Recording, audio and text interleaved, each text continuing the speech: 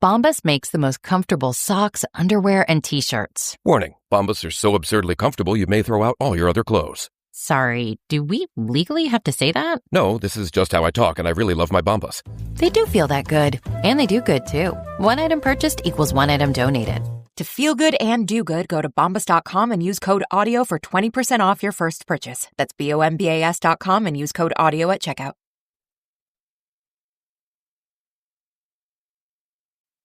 Audible's romance collection has something to satisfy every side of you. When it comes to what kind of romance you're into, you don't have to choose just one. Fancy a dalliance with a duke, or maybe a steamy billionaire. You could find a book boyfriend in the city and another one tearing it up on the hockey field. And if nothing on this earth satisfies, you can always find love in another realm. Discover modern rom-coms from authors like Lily Chu and Ali Hazelwood, the latest romantasy series from Sarah J. Maas and Rebecca Yarros, plus Regency favorites like Bridgerton and Outlander. And of course, all the really steamy stuff. Your first great love story is free when you sign up for a free 30-day trial at audible.com/Wondery. That's audible.com/Wondery.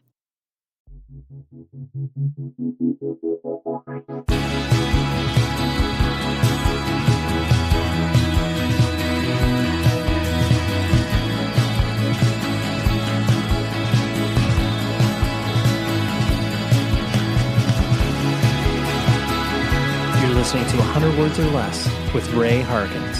Hello one, hello all. Welcome to this podcast where we obsess over the details in punk and hardcore and indie rock and metal and all those rad subgenres that we all devote our lives to and care a lot about the people who are creating it. And that is what I do. I interview the people who are involved with this whole awesome subculture thing. And today, of course, is no exception. I welcome a friend of the show, a friend of mine. His name is Geert Van Der Velde. He is the vocalist for Shai Hulud. He also played in a band called the Black Atlantic, a sort of solo endeavor that he did for many, many years. And what's exciting about Geert, not only is he an intelligent and thoughtful dude, but he is rejoining the Shai Huluds, as it were. And they are doing a West Coast tour from November 5th to November 15th. And then they are doing an East Coast run from December 11th to December 21st. It's presented by our friends at Lambgoat. You can obviously find all of the dates strewn about the internet, but I will include a link in the show notes to where you can easily find that and be able to attend some of these shows because personally, I'm going to, and I mentioned this in the interview, but Geert, he's my guy for Shai Hulud. Like, no shots against any of the other vocalists, and obviously a lot of people ride hard for the Chad Gilbert years, but Geert's always been my guy. I just have always liked his vocals, kind of the best amongst all of the others that have contributed. And truthfully, fun fact, I tried to sing for Shai Hulud at one point because I think everybody that has ever screamed into a microphone at one point has tried to join Shai Hulud. And again, there's a joke in there because, the lineup is rotating with Shai Hulud, and they've definitely seen a lot of members come and go over the years, with the consistent person of Matt Fox being the orchestrator of the whole thing. And many, many years ago, I had Matt Fox on for an episode if you want to dive back in the archives. But I'm excited that Geert is back in the fold, maybe creating some new music. He also has a new band that we speak about. It's so cool. So check out Shai Hulud on tour during those dates. And then let's talk about ways you can support the show. You can always email 100wordspodcast@gmail.com. Love to receive all inquiries or any questions or concerns or guest ideas, whatever's on your mind. You can also leave a rating and review on the Spotify page rating and review on the Apple Podcast page. Let me clarify. A rating on the Spotify page. All of those things help out tremendously, and it just gets the algorithm recommending the show to the people it needs to recommend it to. Weekly recommendations. So many recommendations, right? But this is a segment of the show where I just hopefully key you into a record you may or may not have heard before. There's a playlist link in the show notes to where you can check out all of the records I've been recommending. Sometimes these are old records that I just recently discovered, or sometimes it's like brand new records that came out. That is the exception, or that is what I'm talking about this particular week. I'm talking about the new release from Black Braid. The record is called 3. Self-released. Dude is a very independently fierce artist in regards to, he keeps it DIY. But this band's awesome. It's a solo project. Dude lives in the Androniac Mountains, basically upstate New York, and an indigenous artist. I fell in love with his first record when he released it. I want to say 2020, 2021, aptly called One. It is just blistering death metal. Like, not the technical stuff. I mean, it's technical, don't get me wrong. Not like the Floridian death style, but this is more akin to the Swedish death metal side of things. But then there's all of this interesting influence. I just love it. I think it's so cool. I'm actually going to go see him for the first time. He plays with the band in October, I want to say. October or September, I can't remember exactly. But I'm thrilled because this style of metal really gets me excited, especially when it comes from a point of view that I think is either unique or is providing more insight than just kind of your standard blood and guts lyrics. No shade against blood and guts lyrics, because I love those just as much as the next person. But this record shines, and this is his third full length. It's so, so cool. And I highly suggest, if you like any of those things, if you like anything metal, you should check it out because it's really, really good. So let's go. Let's talk to Geert Van Der Velde from Shai Hulud, the lead vocalist, as it were. And we all will be together. This might be the way to solution. I know that the song Set Your Body Ablaze is important to many people that obviously got into Shai Hulud and people who are already fans. And, definitely you planting the flag of being like, oh, yes, like here I am as a vocalist. The thing that I think I know attracted me to not only your vocals and the kind of expression of the band in general was that, nihilism mixed with optimism. That the band embodies pretty well. I'm going to guess that some version of that exists within you, where there's a nihilistic nature and an optimistic nature, or is that something that you identify with more on one side or the other? So what kind of speaks to you about like the way that band messages, and obviously you stepping into it? There's a lot to unpack in that. Because you mentioned nihilism, optimism. Yep. And I want to reframe that a little bit, because when I got into Shai Hulud, I think what attracted me was not so much that there was this negativity that the band sings about or this hope.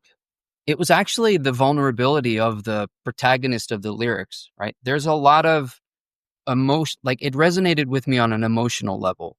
So if you listen to the words that are sung on Hearts Once Nourished with Hope and Compassion, even the title itself, right? It speaks to you on a melancholy level, on this level of, I really am shattered by what life is throwing at me. And then that was repackaged and kind of emoted in a way that made it a bigger, grander gesture. So it's, let's call it like triumph packaged as heartbreak, or heartbreak packaged as triumph. It's both, right?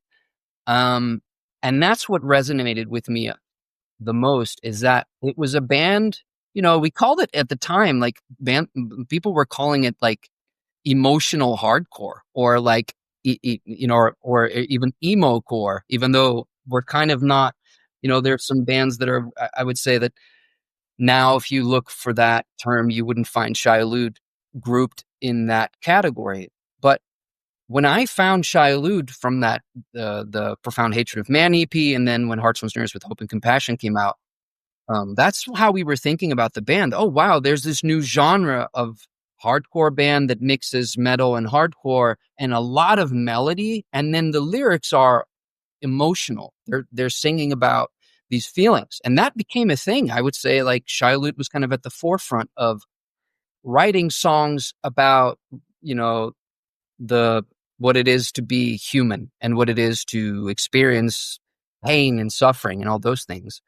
And so there's an undercurrent also of maybe nihilism. I'm not sure I would call it nihilism. Definitely of optimism. That's always been there. Like Shai Hulud's always sung about hope and about overcoming. And so, yeah, I think that was my starting point with Shai Hulud and how I got into the band. Mm-hmm. Yeah, which I think, I mean, all of what you're talking about is, completely fair, because obviously the whole point of art, once it goes out there, like, it's not yours anymore. I mean, it's the audience's. And so if they interpret it with some sort of nihilism, then so be it. But yeah, I totally understand what you're saying. And I think something interesting that you could come into the band with is, obviously your perspective, but like clearly it's filtered through the Matt Fox experience. Like, Matt is the driver of, yeah, he's the driver of the band, and he will be influenced by who he is playing with, but ultimately it's coming out via, his musicianship and lyrical content and all that sort of stuff. But yeah, but it's interesting that you could, like, you can already join, obviously, as a fan, but then you're going to be influencing it in some capacity, whether it's spoken about or not. Yeah, I mean, so just to, I mean, this discussion on nihilism is interesting to me because I've never discussed Shai Hulud's lyrics within that context, and I studied philosophy for a few years at university. So for me, the nihilism has a very particular type of meaning. Like, and so now I'm going to ask you a question back. Like, how did you arise at the nihilism and optimism duality of that? Like, what made you think this? Is this something that Matt said? Because I don't think we've ever discussed that. So I'm very curious.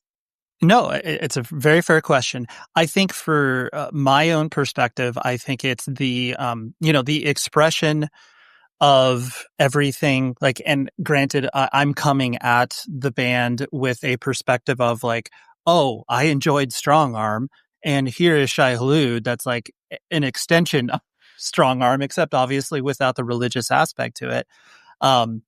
And so if you're comparing and contrasting both of those sonically similar bands, lyrically, it's obviously, different, but similar veins, where it's basically talking about the, expression of life through the spiritual lens. But I think going back to, sorry, go ahead. Well, keep in mind, when Shai Hulud was formed, the original vocalist for Shai Hulud was Damien Moyle, who is definitely in no way a Christian, right? He's very much the opposite of a Christian, an outspoken atheist. And it was interesting that they had these different band members coming from these different religious backgrounds and different beliefs. And I would say even Matt at the time, I don't think he was as clear on where he stood when it came to the like existential questions such as or religious questions. So I think Matt maybe moved in a direction over the past 20 years that Shai Hulud didn't start in, right? He's a human being who's also like done his soul searching and had his journey. And actually we've had some talks about that in the recent months because I speak to him a lot more often now that we're collaborating more closely. And I think at the time when Shai Hulud started and those first few records came out, maybe it was more closely aligned with Strong Arm simply because Steve Kleisath was a drummer in both bands. And so there's that affinity. But, when you have Damien Moyle in the band writing the lyrics like This Wake I Myself Have Stirred, you have somebody in the band who's clearly writing the exact opposite message of what Strong Arm is doing. And I think over time, Shai Hulud probably moved more in that direction in the what you would call, I guess, nihilistic tradition, in the sense of believing that meaning isn't already in the world, but meaning is created, and there's no inherent meaning in the world, which I think is the philosophical definition of nihilism, is that everything is meaningless. And then, of course, the next step is to create meaning, which is, I think, what you describe as the optimism in Shai Hulud's lyrics. And I think that's something that at least both Matt and I very much want to share, in that, like, the act of creation is meaningful, and in that resides something new, something powerful, something that overcomes nihilism. And so I think if we look at the band and the lyrics and the existential worldview through those two lenses, I would say Shai Hulud probably grapples with nihilism and overcoming it. I very well articulated, and I think that's, and truthfully, that's what I think draws a lot of people into the band in general, with, not only lyrically, obviously, musically, all of that sort of stuff, but you're left feeling some resemblance of hope. It's not completely bleak and just being like, well, this is all pointless. Because, art in some capacity should create either the idea of you wanting to create something or you feeling like you want to make the world in some way, shape, or form a better place than how you left it. Yeah. Or even meaningful, right? Like maybe it's sometimes impossible to improve the world, but it's possible to create your understanding or improve your understanding of the world in some capacity. And I think, there's a lot, but I think like what really resonates with most people, maybe there's that undercurrent, that philosophical grappling, with like existential dread or whatever. But I really think it's the emotional side that resonates with most of us. It's like, I can see that in the way that people respond to the lyrics and the songs when we play it live, because the songs that get the biggest reactions are the ones that kind of have the most dramatic, emotional message. Like a song like My Heart Bleeds the Darkest Blood always gets an insane reaction from the crowd. And I think it's because it's cathartic for people to sing those lyrics and to get it out, right? That's what I love about hardcore. It's like, it's this safe space to get all these negative emotions out, and then, you can face your demons in daily life. This ad read will slightly be different because the company that I've been working with, called Wicker Wood Works, they unfortunately had a tragedy. They are an amazing company out of the Pacific Northwest, Portland, Oregon to be exact, that makes amazing pieces of furniture for your vinyl and your record player. Their warehouse / factory / workshop burnt down. And that is awful. I saw that on social media and my heart broke because, anytime any tragedy like that happens, it's a bummer, but it's especially a bummer when it's obviously someone on top of it. They are still working on fulfilling orders and making sure that the consumers and the customers that placed their trust in them get their stuff. So the best way to support them is by buying stuff from them, because that's what's going to get them back on their feet and moving in the right directions. So first of all, use the promo code 100words for 10% off of orders over $500 or more. I have a piece of their furniture in my home office, and it's incredible. They have different configurations, so maybe you don't need like a full place to put your, record player. Maybe you just need shelving. Maybe you just need like a crate. They have all different shapes and sizes. I have one that is able to display, probably 200 some odd records, including my record player. It's awesome. And everybody that I have shown it is immediately enamored with it. They're like, what is that? Is that a custom piece? And I'm like, it's a custom piece, but like you can order it for yourself. So go to wickerwoodworks.com, support them, because they need all the support they can possibly get right now to get them back on their feet. So again, use the promo code 100words for 10% off of orders over $500 or more. Support them, independently owned business in the Pacific Northwest. Support them, okay?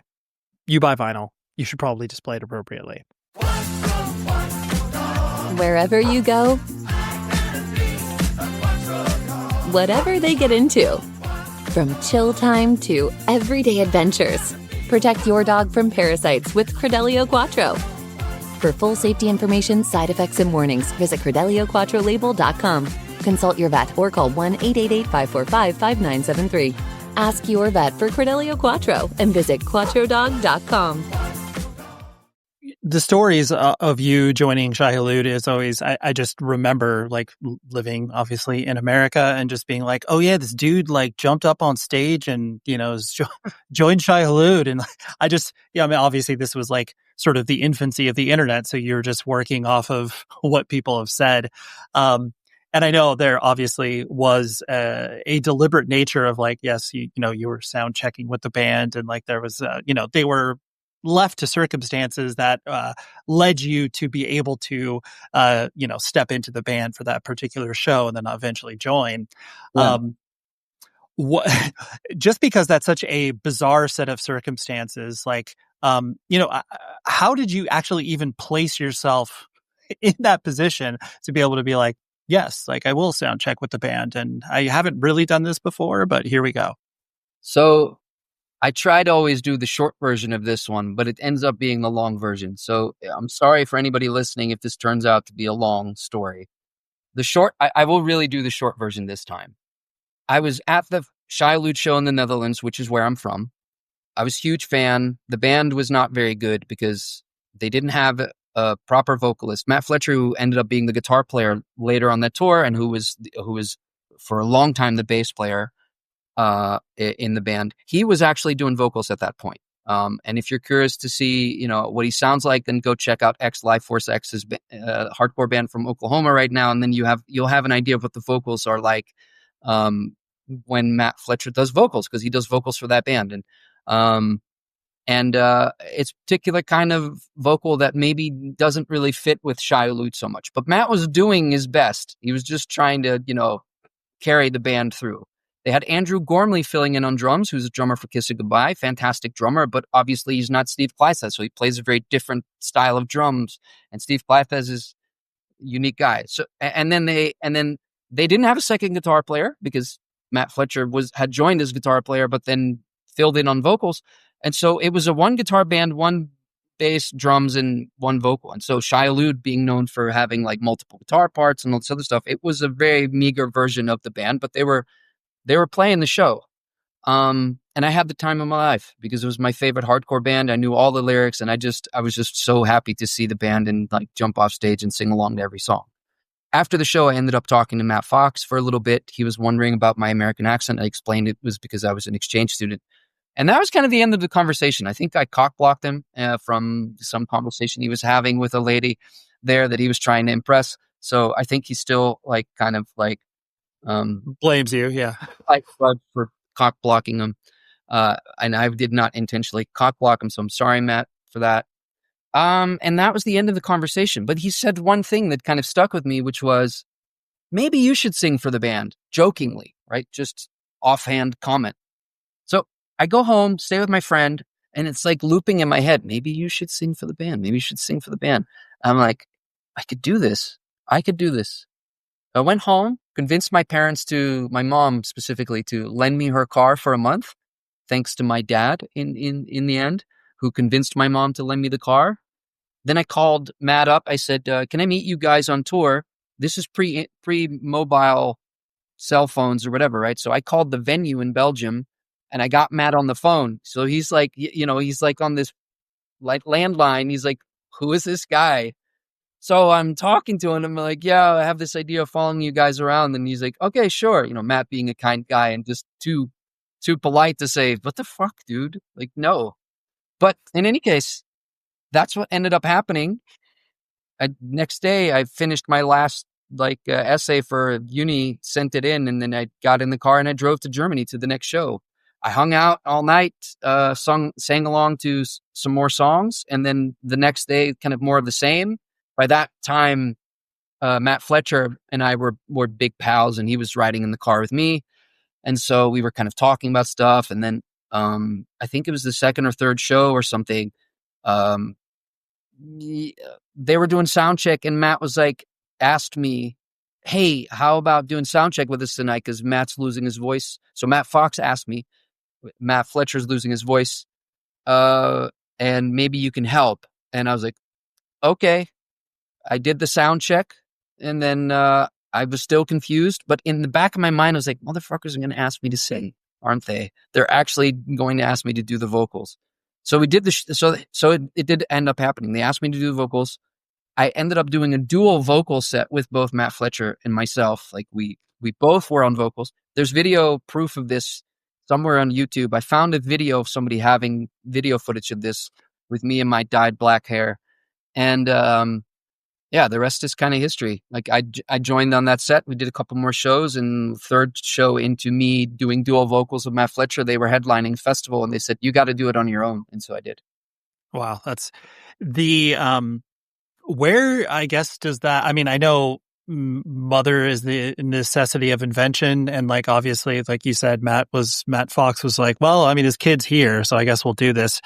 But for you to have, I guess, the, confidence, testicular fortitude, whatever you want to call it, where did that come from? I really don't know. Yeah. Was it just like the, I guess, youthful ignorance of just being like, whatever, like this sounds like a cool idea. I guess I'll do this. No, I was still in disbelief when I finished the tour, and I had to go tell my friends, "Hey guys, I'm moving to the United States to be in Shai Hulud," and they were like, "Fuck off! No, Right, you're like, not." what? Yeah, no, and it was just a complete. And actually, that it still was unclear whether I had joined the band or not because I had to fly out to Florida on my own dime, mind you. I wasn't being flown out by the band. I was flying out there to try out, and my tryout consisted of Matt Fletcher handing me a cassette recorder with a vocal-less version of For the World, and I had to go scream into the cassette recorder, and I did that in his closet. So, like, that was my tryout. My tryout was going into Matt Fletcher's closet, screaming into a tape deck, and then they're like, "Okay, sounds good. Let's go into the studio," because they had already recorded "Set Your Body Ablaze." Music, all the stuff was already finished. So I just some guitars, I guess, needed to be done. So like a week later, Matt had finished the lyrics, and we went into the studio and recorded those songs. That's, yeah, I mean, there's so much to unpack there as far as the fact you were able to execute on those things, like from performing live to recording, like all of those things are difficult even under ideal circumstances. And you are in such a unconventional circumstance. That's why, it's just such a curious, line of events that truthfully never really like fell flat on its face. I mean, I'm sure you were feeling like, total imposter syndrome, but like, Yeah. from the No, outside, it was just like, oh, I mean, that's cool. Like this, I mean, people obviously still reference the, Another Victim split as being like some of their favorite Shai Hulud stuff. So like, it's cool. What gave me confidence is when we finished the recording. I don't remember which show we went to, but like the day that we finished the recording, we got, this is at the time when people were burning CDs. So Jeremy Staska had burned a version of the song onto his CD, and we brought that into the car. And we went to a show, and it was some of the Poison the Well dudes and some Glass Eater guys, and everybody was just listening to the song in the car. And then they were like, "Dude, it's better than Chad." And, and for me, like Chad's like one of my favorite vocalists, and I still would never say anything.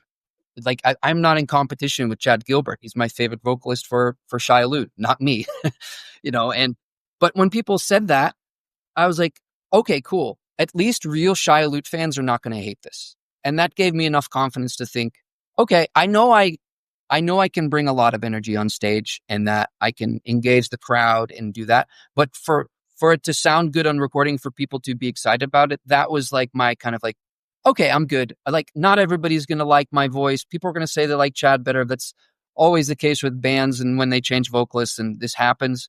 But in this case, I think like we did Shai Hulud fans proud, and we did, a lot of people liked my vocals as much as Chad's.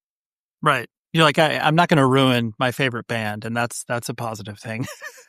Yeah, exactly. Because they really were and still are like my favorite hardcore band. Right. The introduction to like hardcore and independent music for you, I mean, obviously, like the Netherlands, broadly speaking, like there's a significant hardcore scene, and like even for us in America, like we were paying attention to what was happening over there, broadly speaking. How were you exposed to that initially, and did you have like a group of friends that was influencing one another, or were you kind of alone on an island? No, definitely not. I was a metalhead in high school, long hair, army boots, patches, the whole thing. And I discovered punk kind of towards the end of high school just through skateboarding. So I was into skateboarding and all of that stuff. Then in the year that I started going to high school in the United States, because I did an exchange year, that's when I shaved my head. I had like a skinhead. Was like straight edge for a while. I went vegan. I was like active with all of that stuff. Earth Crisis nonstop, and then one of my best friends at the time was sending me CDs. So he sent me Morning Again and Culture and all these CDs. I was receiving them from him. He was sending them overseas. And that's what I was listening to. And I was like, oh my God, this is like the best thing. And then, so I was kind of on my own in the US, soaking it all up. And then when I went back to the Netherlands, they had started a hardcore band. They needed a second guitar player. So I started playing guitar. And that was like my first introduction to playing in DIY bands and, making cassettes and doing recordings and et cetera. And it was a great year and a half before I joined Shai Hulud, but that's how quickly I went from high school to playing in my first band to a year and a half later, I was in Shai Hulud. So there's not much time in between. Right. And it sounds like too, and I love that time frame that you illustrated, because it is so exciting when you start to pull apart all of these different strains, and like, Earth Crisis, culture, like all of those things. You're just like, they're all different, but they're all the same, and this is great. I want more. For me, that was the thing. Like, I actually just had a discussion earlier today with a good buddy of mine who was a guitar player in one of my other bands, and he was like, what do you think of Chromax? I was like, well, legendary band that influenced so many other bands. He's like, do you like them? I was like, I don't really know, because I was into Sepultura and Metallica, and like, that's, my mid 80s era sound that's what I grew up with. He's like, so did you listen to Age of Coral? I was like, yeah, but like, I didn't really give it a chance, and I've never really given it a chance since, because I have Ride the Lightning. Like, I don't need to go to that. Like, right. I was like, when I heard Earth Crisis Destroy the Machines, I was like, oh, if that's what hardcore can sound like, now I'm in. That, for me, that was the gateway record. I heard that record, first song, Forced March. I'm like, fuck yeah, this is fucking hardcore. I'm in. This is hardcore for me. So I love the metallic hardcore, like super overdriven stuff. The kind of more youth crew hardcore stuff, or New York hardcore. I have a big appreciation for all of that, but it's not the music that got me into it. Absolutely. And I think that's important to, like, you can obviously recognize the, legacy and importance of these bands, but like, it doesn't have to be everybody's touchstone where it's like, Chromax has to be your favorite band. It's like, no, it doesn't. Whatever's important to you is the most important thing. I still like everything that got me into punk hardcore was probably more punk. I liked a lot of punk stuff. Like NoFX is probably more of a big deal for me, that at least at the time, than the New York. The one other band that I loved, which is completely New York hardcore, Biohazard, was like a big deal for me. But that's because they were like heavy, like tough. I was into that. Our friends at Evil Greed want to save you money. Use this promo code REUNION. That will get you 10% off of your first order from evilgreed.net. They are an amazing purveyor of heavy music, merchandise, and records. They ship directly from Berlin, Germany. They collect all of this rad stuff from specific bands, heavy music, merchandise, and records. Like, you can probably guess what it is that they're trafficking in. But if you go to their website, you will be able to order all of this cool stuff, whether it's sweatshirts, shirts, scarves, exclusive colors of vinyl, pre-orders. They got it all there for you. It ships, like I said, from Berlin, Germany, but they ship worldwide, and the shipping rates to us here in the US are very advantageous and cheap right now. So you should hop on it. Or if you wanted to like place an order with some friends, I used to do that when I had to like order internationally, and it was great. It worked out well. I've ordered from Evil Greed. I love what they do. And I don't care if you're into the bands like Speed, Knocked Loose, Blood Incantation, all of that they have exclusive stores with, which is awesome. And I love to support independent businesses, because these are punk and hardcore kids running this whole thing. They are showing a lot of love and dedication into making sure that music gets out to the people it needs to get to. So again, use the promo code REUNION for 10% off your order. That's exclusive to this very show. So show that support to me and this awesome business. REUNION, 10% off your first order. Go to evilgreed.net now. When you were starting to get into all of this in such a short period of time, and, especially for your parents to be excited about you, going to the exchange program stuff, were they, they were obviously questioning a lot of your decisions and like going to the United States and joining a band and stuff. What sort of, discussions or friction was there in the house? I mean, obviously they weren't ever going to stop you, because you're clearly going to do what you were going to do. But were your parents just like, Geert, what is all this stuff? I don't understand any of it. No, on the quite the opposite. In fact, I would say the first few years, it definitely wouldn't have been possible without my parents give me some sort of support. So there were some moments where I was completely broke. And my mom would bail me out. Like she would just like slide me some money and then I was able to eat. So they were very supportive. It definitely got to a point in my mid-20s. So not in my late teens or early 20s, but in my mid-20s, it got to a point where when I had quit Shai Hulud, I started going back to university and then decided to go back into music, that my dad is like, seriously, you're going to do this music thing again? And I was like, yes. And he's Yes. like, and then, but by the time I was 30, I had this band, the Black Atlantic. It's a completely different genre. I was a singer-songwriter. I did acoustic folk music, completely different type of music. And that became a relative success to the point where I was able to pay my bills. And, I had like, I don't know, at some point I had 500,000 individual listeners a month on Spotify, and I was living off of my income from streaming. And so that's when my dad was like, okay, well played. I'll shut up for the rest of your life about the music thing. And then of course, when I quit music to go do the chess thing, my dad was like, okay, cool. Like Sure. he's not argued with any decision ever since. But there was that moment in time where I had to, for 5 years work hard and then go, I told you so. Sure, absolutely. And plus, to your point, it's like that parents are ever just operating off of just being concerned and fearful, where it's like, I don't know what you're doing, but I just want you to be okay.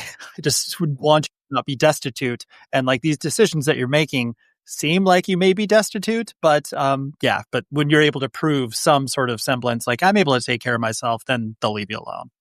Yeah, pretty much. Yeah. The idea that also, education like has always played an important part in who you are, and obviously your pursuit of, higher knowledge, philosophy. Obviously, chess isn't, a light person's sport.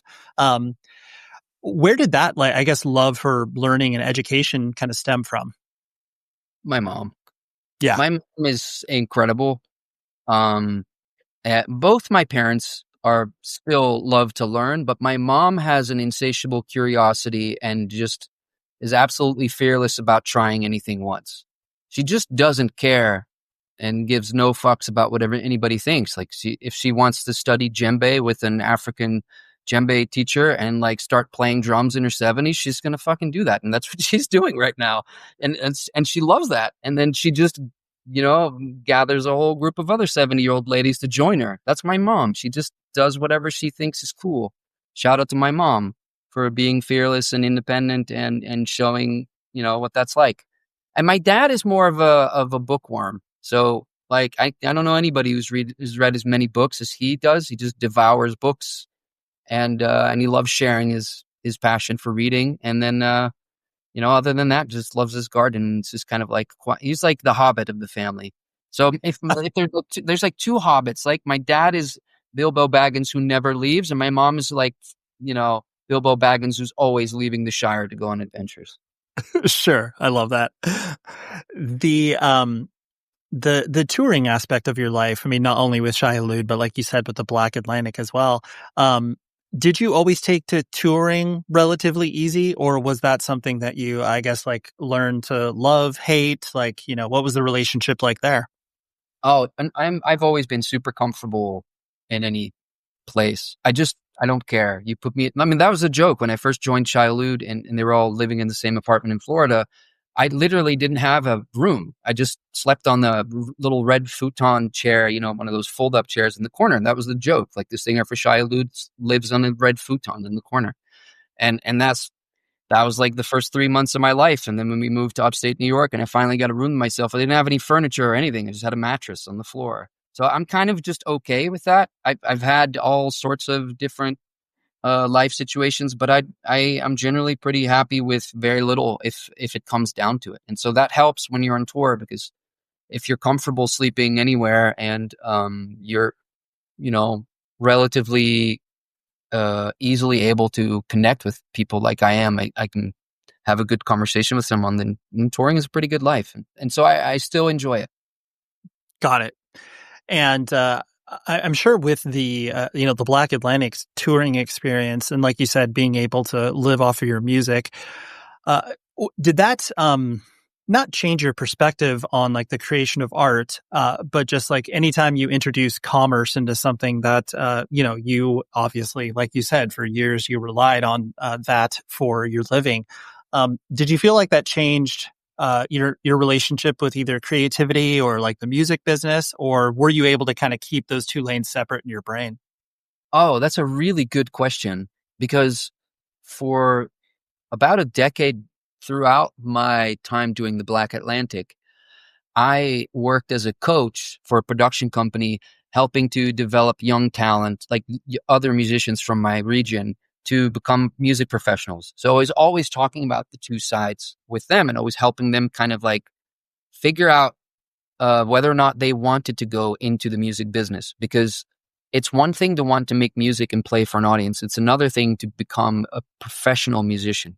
And they are very different, because one is, unless you're extremely lucky, one is not the other, right? It's very hard to not make concessions and not take decisions if you want to be a music professional. If you want to make a living off of music, you have to compromise on a lot of different things and make decisions that are not always purely for the art of it.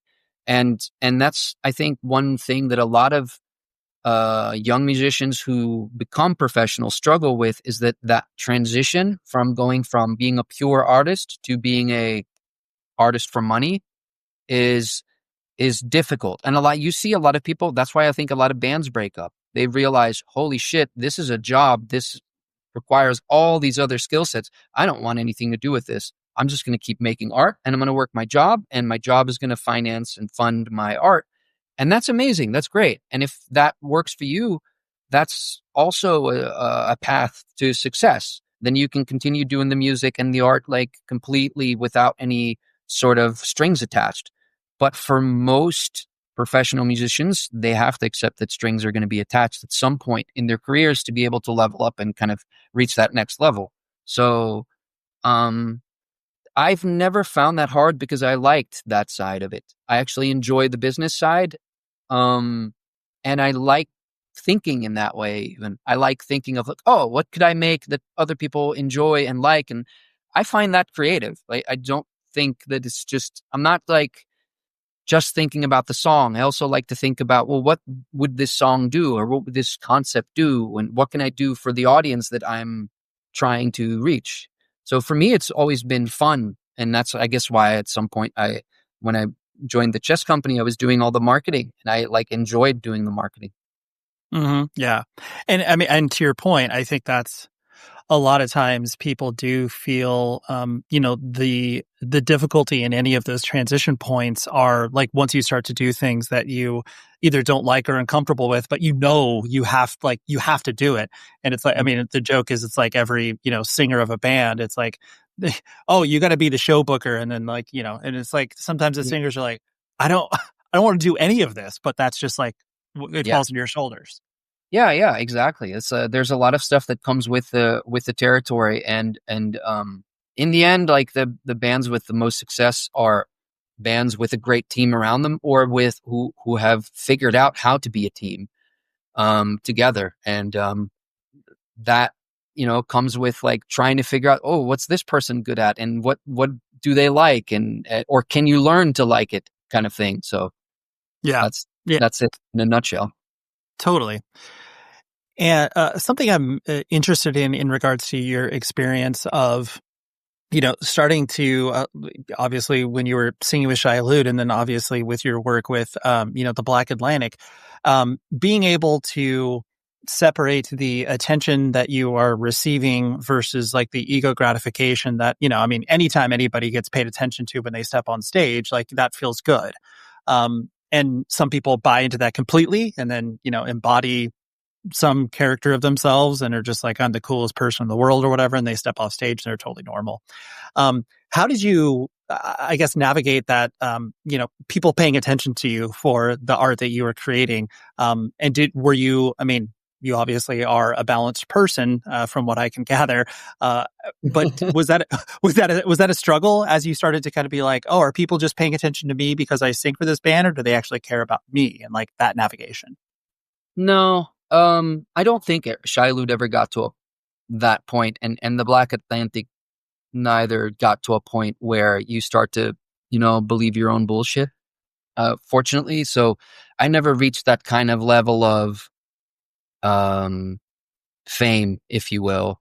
And I also don't think that I would have fallen into the trap too much, because I've generally never really separated my persona on stage or something from who I am off stage. I'm kind of the same dude. So, and I try to treat everybody with the same respect. Like if somebody sends me a message on Instagram, I reply. I don't, you know what I mean? Like even years after, somebody would send me a message and be like, "Hey, I love Shai Hulud." I'm like, "Thanks so much, man. Like, I just appreciate that." And I don't, and that's what I loved about hardcore. Like there was no barrier between who you were on stage and who you were off stage. At least the hardcore scene that I grew up in, that was the whole point. It was like floor shows and just everybody just being a normal dude or dudette, whatever.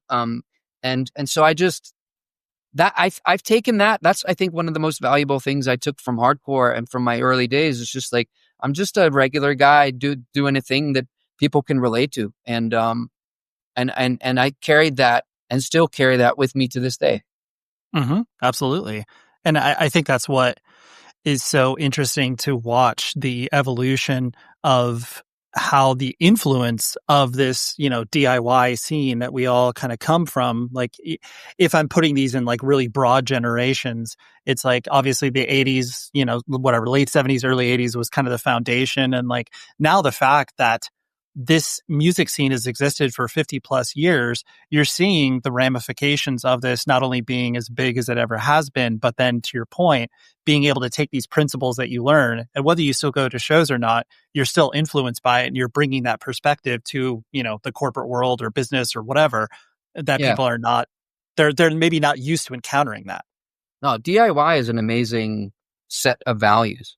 And it's something that I'm forever grateful for having been introduced to through punk hardcore. And I think that is something that I try to pass on. But it's definitely interesting to see a new generation of bands who are working on a completely professional infrastructure, right? Everything's in place. Like there are actual venues with programming and all this stuff. Like when I did my first European tour, absolutely half of the shows were in squats.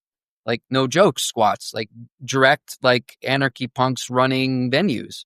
And so that's a different environment to play shows in from the kind of polished venues with barriers and sound guys and all this other stuff. We didn't have any of that. So, and it makes you appreciate stuff. I remember like we played some show in Germany and it was an abandoned, military airport base or something. And so we show up late, basement, and it's dripping wet with sweat from all the punk bands that have been playing that night. So just imagine a basement and it's damp and there's like sweat dripping down everywhere and all this other stuff. We play our show, incredible show, energy is wild. And then we finally have some time to kind of like look around us and kind of see where we are. And so we ask the promoter, where are we staying? He's like, go right there. I'm like, that's the stage. He goes, yes. And I'm like, okay, I'm sleeping in the van tonight. But like that was the level. Like there's no hotel room. We didn't have money for that stuff. And like whatever the food was like, what at some point we started calling punk rock stew, because it's the same curry slop that we would get every night with these soy balls in it and all this other stuff. So it's like, that's what I grew up on. And so I still, and now I have a fond memory of it. Oh my goodness. You know what's hitting me really hard in the wallet right now in the best way possible? Rockabilia.com. And that is because you can order so much rad, exclusive, and officially licensed band merch from that site. And you can use the promo code 100 words or less. It gets you 10% off your whole order. And the reason it's been hitting me so hard in the pocketbook, not like I have a pocketbook, how about a credit card statement? That's more appropriate, is because my son has been completely band merch pilled, which of course I'm happy about, but then I also need to manage that from a budgeting perspective. And he's ordering a lot of classic rock stuff, whether it's like Beatles or Who or Rolling Stones, all that sort of stuff they have. But then they also have like cool hardcore bands, and they also have rad metal bands. And you want like really unique pieces of merchandise, they have that too. They literally had Ghost, the metal band, they had a sex toy from them. That's just one random example, but they are an amazing company, ships to you directly from the Midwest here in the United States of America, and it's run by punk and hardcore kids, which always makes me happy to support that. So go to rockabilia.com. 100 words or less is the promo code for 10% off of your first order. Go now. Taking what you learned and your experiences through Shai Hulud and, like you said, all those touring experiences and what have you, clearly it informed your work in the Black Atlantic, even though there was, no like sonic similarities were, very disparate. What do you feel like that your experience with Shai Hulud informed a lot of your principles on how you kind of treated the Black Atlantic, or did you kind of take, some versions of that and then apply, much different learnings towards that project? I would say I did everything. I didn't do anything that Shai Hulud did. I did the opposite. I learned how not to do it in Shai Hulud.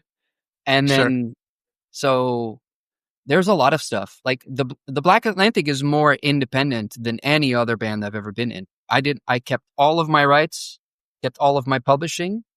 I only signed 1 year, 2 year licensing deals for the music, and then they were returned to me.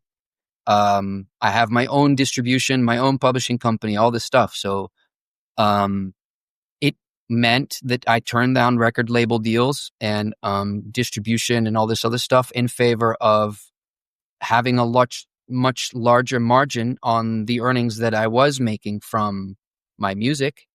And in the end, I think that worked out pretty well. Like, I remember at one point I was comparing some money that I was earning from the streaming, and my friend's band, like, they were streaming, they had like 2 times or 3 times the amount of listeners on Spotify. I asked, how much do you make? And he's like, this much. I was like, whoa, I make 2 times what you make, and I have 1/3 of the following. So that's how much the in between, the labels and the managers and all these other folks were taking. And it put things into perspective. I was like, you can actually do quite a lot if you know how to run your business with very little. That's not to say there's not like, that I would do that again. But it taught me at least to appreciate that if you understand what the whole chain of the music industry looks like, and you understand what your leverage is, that you can get to a pretty good point just being independent. But if you really want to scale to different levels, you just need other people and you need a good team. And that's when record labels come into play, and that's when it becomes a business and you have to make business trade-offs. And that's what I learned going into the chess thing, right? I was sitting on the other side of that. I was running a business, and we were working with creators, and we were negotiating deals, and that's where we were speaking on behalf of the company and et cetera. So that was a really interesting side to learn from the other end. Mm-hmm. Yeah. And on that chess topic was I know that you spent many, many years within the context of, I call it a sport, but do you call it a sport? Is that like the official nomenclature, or do you call it something different?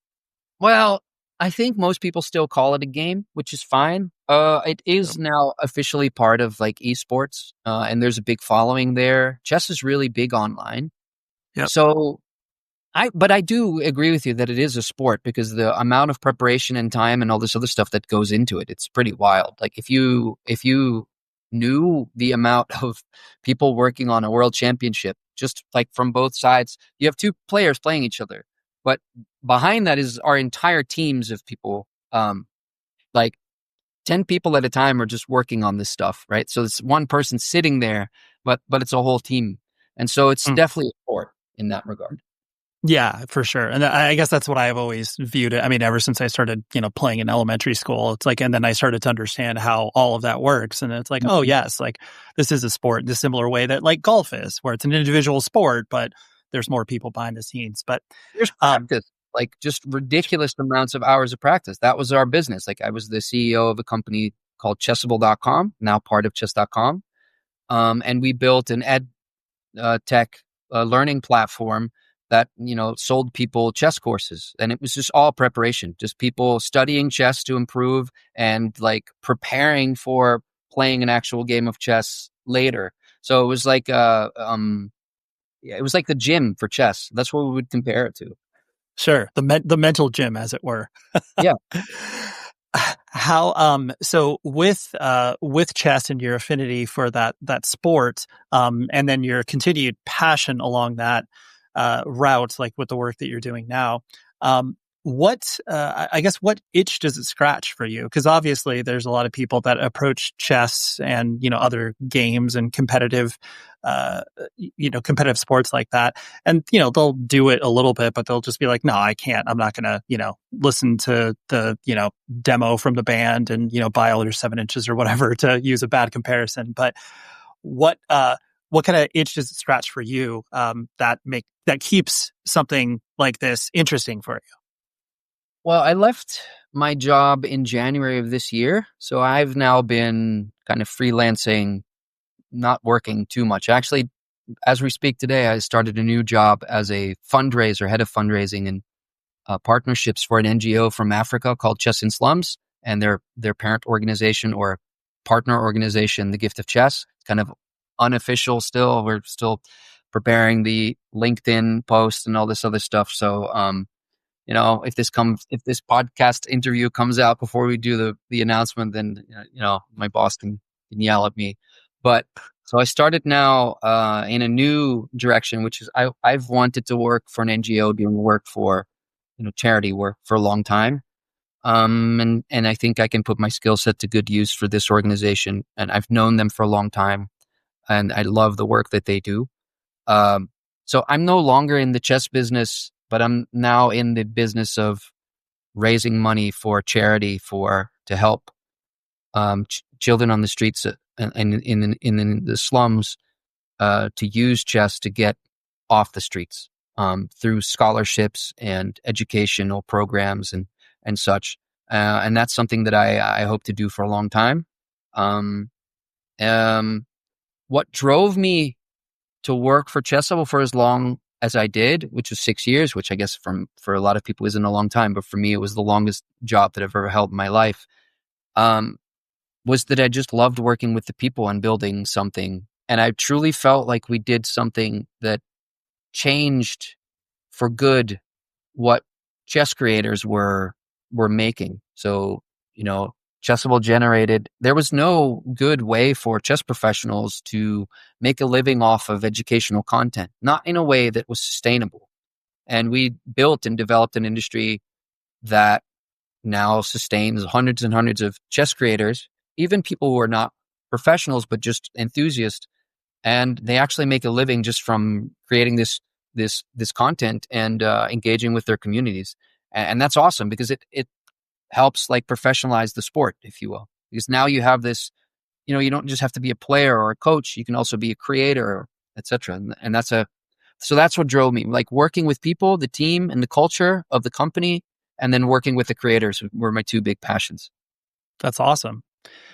And speaking of passions, the fact that you are obviously now dipping back into the Shai Hulud world after, not being a part of it for many, many years.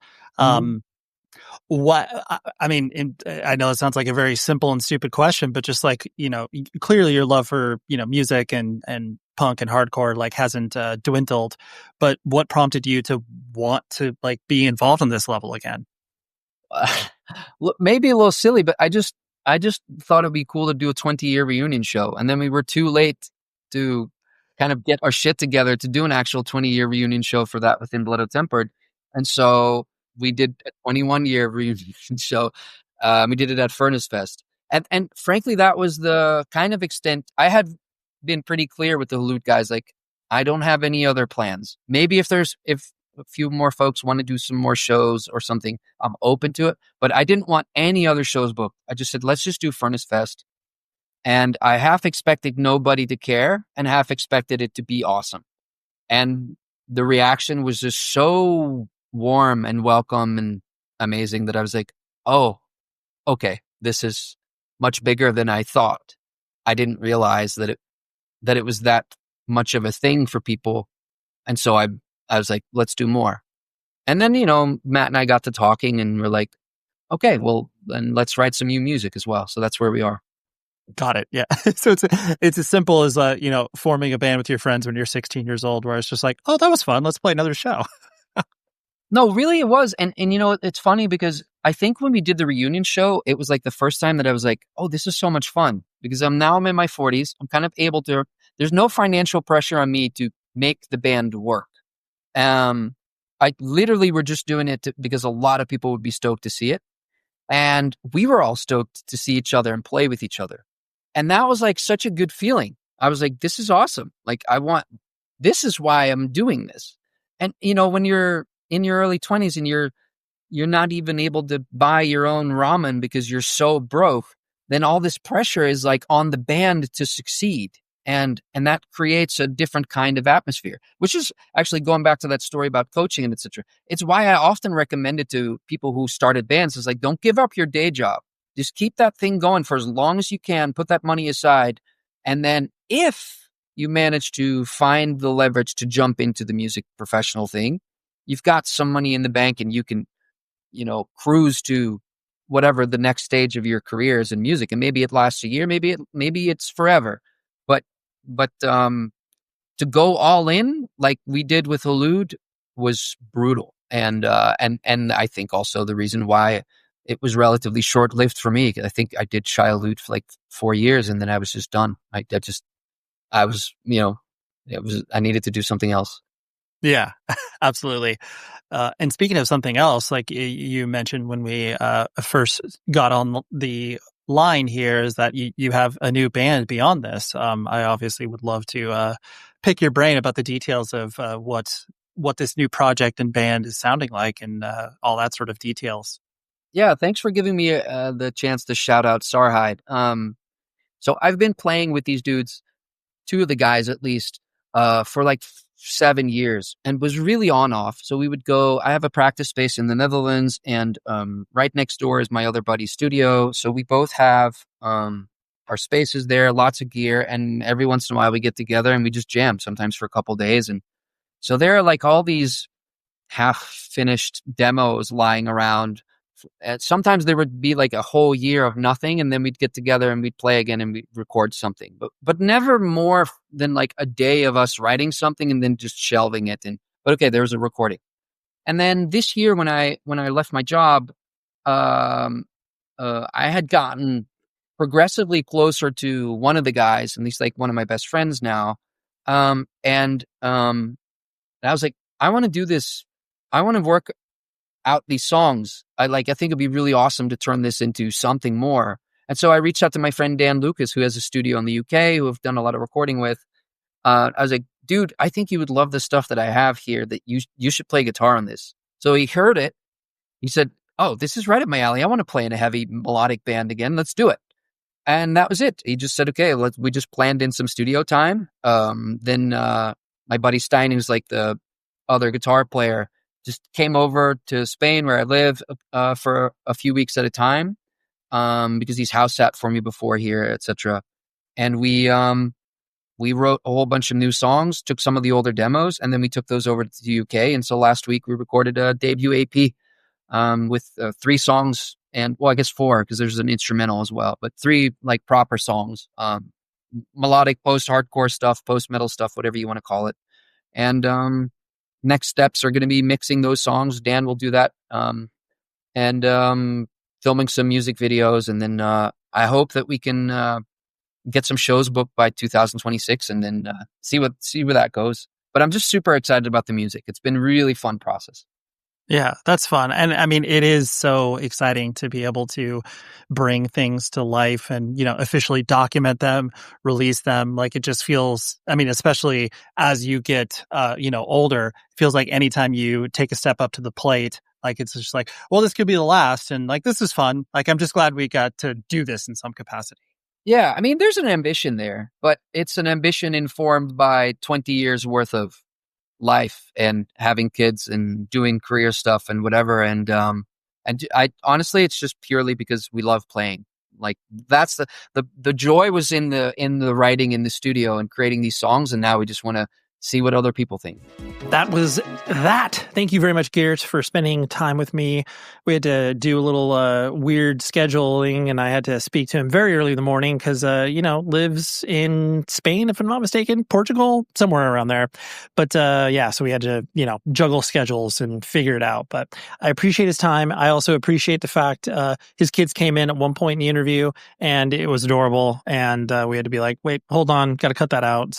But shout out to him, shout out to his kids.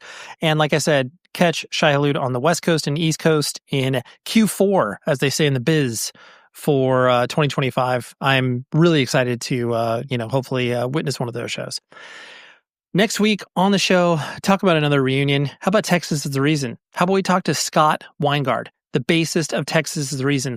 I've been chasing him down for quite some time to have him on the show because not only is he in Texas Reason, a very integral part to the band, but he's also a vegan chef, and that is definitely up my alley as far as interests are concerned, and I just think he's an interesting dude. So we pontificate about all of those things, including Texas Reason coming back, playing some shows in September, so thrilling stuff. Scott Weingard next week, and until then, please be safe, everybody.